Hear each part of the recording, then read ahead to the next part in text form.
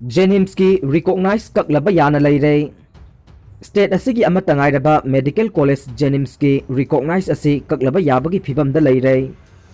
MCI medical council of India की guideline की मतुंग इन्ना मेडिकल इंस्टीट्यूट अमदा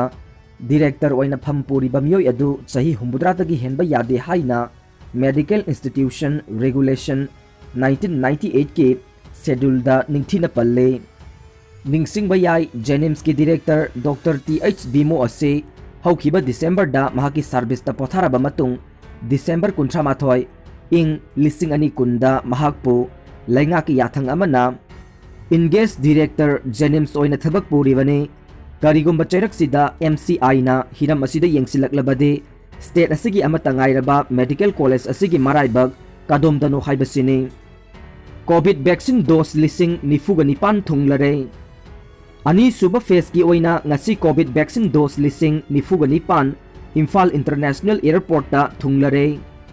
इम्फाल एयरपोर्ट ता थुंगलबा वैक्सीन अदुबु हराउ तयामना ओक्लदुना मणिपुर सरकार गे एडिशनल चीफ सेक्रेटरी P बाइफैना फोंदोखिबदा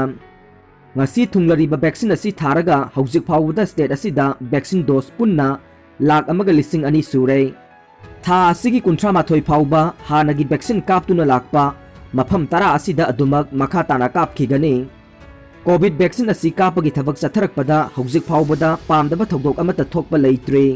manipur state covid 19 gi update ta haukiba pung kunmari gi manungda miyoi taraga mapan covid 19 positive confirm oire amasung मियोई तराना discharge तौख्रे state असिगी अपुनबा confirm case मसिंग लिसिंग कुनिपान गा चमापन तरामापन ने लोइनना active case ता लैरिबा मसिंगना सनिगा निफु मरी ने लाइचत असिदगी फदुना डिस्चार्ज तौख्रबा मसिंगना लिसिंग कुनिपान गा चहुम गा निपान ने लोइनना लाइचत असिगा मरी लैनना सिखिबा अपुनबा मसिंग चहुम गा हुंपु तरेत सुख्रे अमदे लाइचत असिगी रिकवरी रेट चादा